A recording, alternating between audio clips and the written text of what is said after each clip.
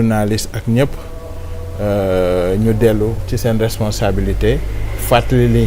ñoom li ñuy def dafa sensible dafa am solo. Donc au-delà de ça tout le reste waxantu coow la. Mais on parle d'incident mineur. Quoi qu'il en soit, donc il y a un incident. L'incident, donc finalement, c'est quoi? Mais c'est mineur, si ce qui a été relaté n'est pas conforme à la réalité des faits, comme ni ngeen ko démentiré, donc finalement lan moo xew ak chef de division bi ñuy wax ne tamit génn na àddina yëf yi nekk coïncidence. Comme ni ma waxee rek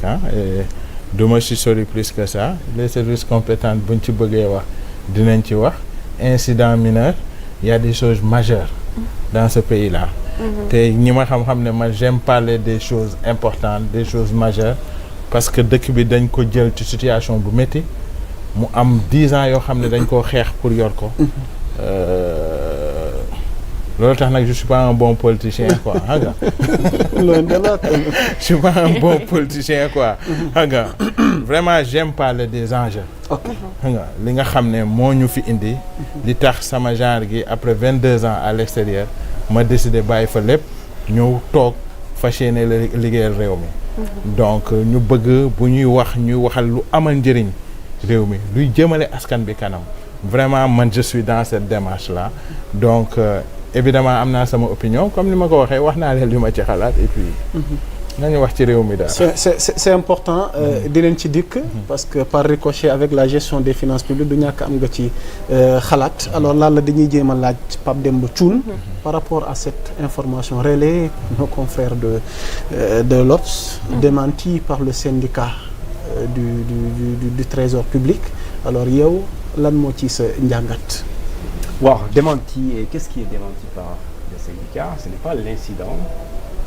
mais c'est que li syndicat bi précisé mooy qu'il y a pas cette dramatisation bi l'observateur bind mais il y a un fait loolu le syndicat bi bind parce que le syndicat en aucun moment contesté wul l'existence de l'incident mais c'est le syndicat il minimise l'incident l'observateur il aggrave le fait loolu mooy différence bi mais il y a un fait léegi li l'observateur bind parce que dafa def global dafa def benn dafa traiter information de manière boo xamante ni soo ko liiree comme nu ko ministre bi waxee da ngay jàpp ne dëkk bi tey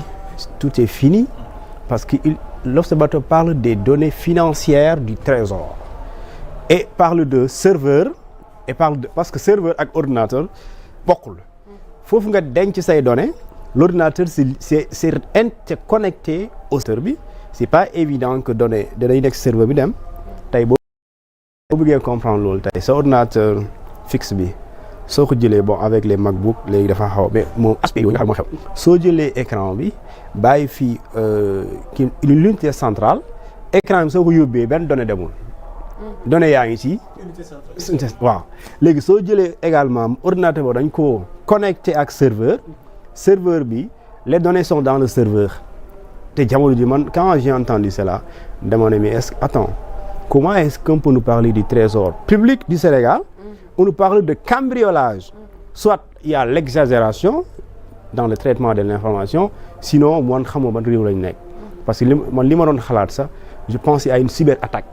man loolu laa doon xalaat ay cyberattaque mais loo xamante ni ça pose bu dee lu observateur bind ça pose une question de sécurité physique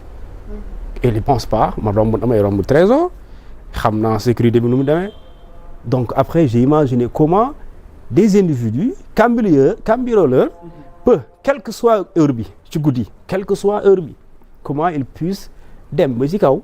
comme ni ñu ko bindee 18e étage daal di dugg cibler et par écrire bind lu bari et on est en train de vouloir faire ba pare aussi effacer les empreintes. waaw loolu c'est pas possible d'ailleurs ça quand même c'est-à-dire d'après l'observateur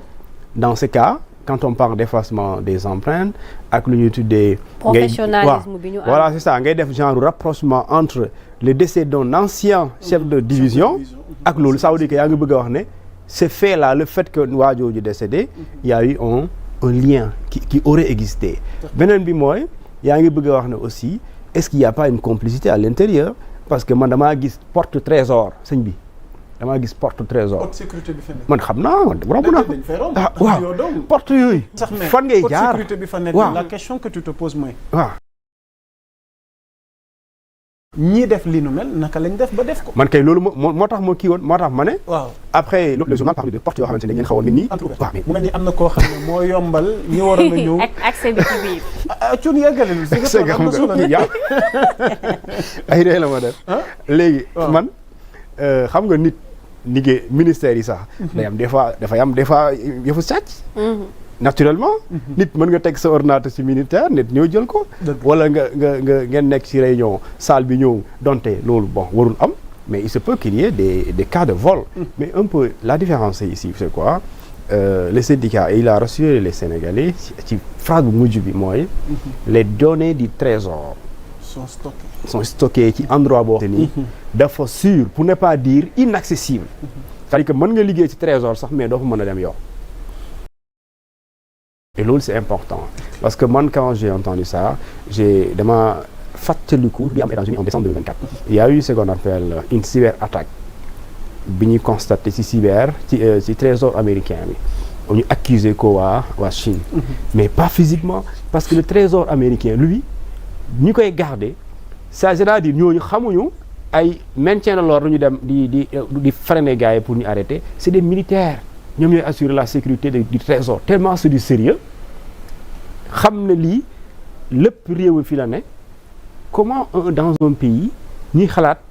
en un moment benn minute rek ay nit individu kenn xamu fu ñu jógee mën a dem rek am possibilité brouiller les pistes effacer ay données déconnecter ay ordinateurs mais loolu bu amee moo xamoon nekkuñ ci réew de mais kon dañuy poser véritablement la question de sécurité numérique de ce pays et de la question de sécurité d'abord physique de ce pays et de trésor je pense que quand même à sécurité trésor à quelques même pas 2 kilomètres du palais présidentiel même pas 1 kilomètre de la police centrale à moins d'1 kilomètre de la gendarmerie de Thiong mais aussi à quelques mètres de ce qu'on appelle quelques kilomètres plutôt de li nga xamante moom mooy lépp luy sécurité ci dëkk bi foofu la gën a bëree kay comment des individus man loolu vraiment moi je pense que lu may reprocher waa l'observateur c'est le simple fait d'avoir dramatisé dramatisé l'information c'est ça en fait ça dañ ko réyal te réyul yooyu mais l'incident existe mais maintenant ils ont dit que dañuy def enquête pour xool ñi def loolu lan la ñan ñoo ne ci ginnaaw mais loolu tout à fait naturellement ñu xam mais après quand tu fais le rapprochement par-ci par-là bon tu as l'impression que vraiment dëkk bi day mel ni day mab est-ce que et tel n'est pas le cas est-ce que mën nañ séntu ay poursuites émanant de l'État contre tey mais c'est pas mën séntu loolu obligation sëñ bi ku ñëw cambriolé ku ñëw fekk la sa kër cambriolé c'est-à-dire amul sa est-ce que c'est-à-dire boo xamee kan la da nga koy yóbbu yoon mu jàpp ko tëj ko c'est aussi simple que ça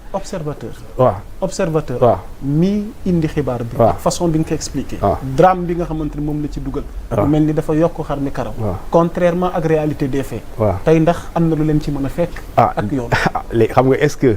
l'observateur a diffusé de fausses nouvelles je pense pas état dans ñu koy traité mën na parce que dama la ne sànq ñoom le syndicat contesté wu l'existence du fait mais manière bi ñu ko qualifié ak ni ñu ko yaatal réyal ko il y a de l'exagération bidonnage moo am voilà c'est ça il y a de l'exagération dans le traitement c'est-à-dire que tey ku ci tombé automatiquement balaa ngay comprendre communiquer ñëw noonu la ñëwul li ngay njëkk a jàpp mooy trésor ay nit ñoo fi ñëw bloquer tout le système dara doxul loolu ngay njëkk a jàpp mais après quand le trésor fait des précisions effectivement da nga naan d'accord incident bi am na mais pas comme ni ko waajee waxee d'accord léegi après tu fais un rapprochement c'est quoi le lien qu'est-ce qui pourrait être le lien entre deewu chef de division boobu ak gars yi ñëw nañ ci bureau wala ñëw nañ ci bureau trésor mais Thioune nit ñi kay dañuy dee naturellement Thioune est-ce que duñ taxaw seetlu ci plusieurs objets de valeur emportés dont des ordinateurs sans valeur la ñu wax sans valeur reliés directement au serveur de la direction générale où sont stockées toutes les informations financières du trésor public. mais xam nga loolu mooy lan dañu ne objet de valeur ordinateur relié au serveur pas le serveur emporté mais c'est l'ordinateur des ordinateurs reliés au serveur qui ont été emportés relié au serveur c'est de manière câble système connexion yow xam na informatique xam nañu koy defee c'est aussi simple que ça léegi yow l'observateur plusieurs objets de valeur mais syndicat bi nee na des objets sans valeur les kan moom dëgg mooy question bi et la communication ñoom ñaar kan lañ ci war a gëm. La communication officielle le trésor parle c'est le syndicat qui parle c'est le syndicat. syndicat waaw ci biir trésor lañ nekk. voilà gëmuma ne dinañu weddi loo xam ne ñoom waaw dunduñu ko. te ku ne xam ne syndicat nga xam ne moom du neexal état. souvent donc mu confronter état mooy gën a yomb ci moom tey. muy dëggal confronté ak benn journal. parce que question bi nag moom ak débat bi lu mat a bàyyi xel lu mat a suivre la ndax warta mën a yombee nii. parce que tamit dafa wàcc ci contexte goo xamante ni nag ak lu jëm ci gestion des finances publiques te ku ne xam nga trésor sunu lépp fa la ne. te ñoom it jamono ji ñu ngi leen di tudd xam naa kilifa gi dina ci ñëw. donc ci mbiru luubal yi xew ci réew mi.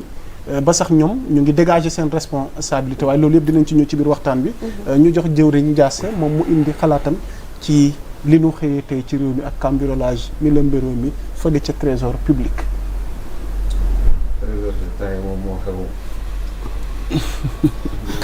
dëgg la de. loolu dëgg la de. ñi koy liggéey mën nañ jël ci kees gi di def le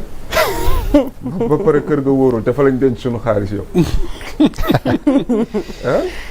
kii man la de. doy na waar. mais comme sant yàlla comme monsieur le ministre nee na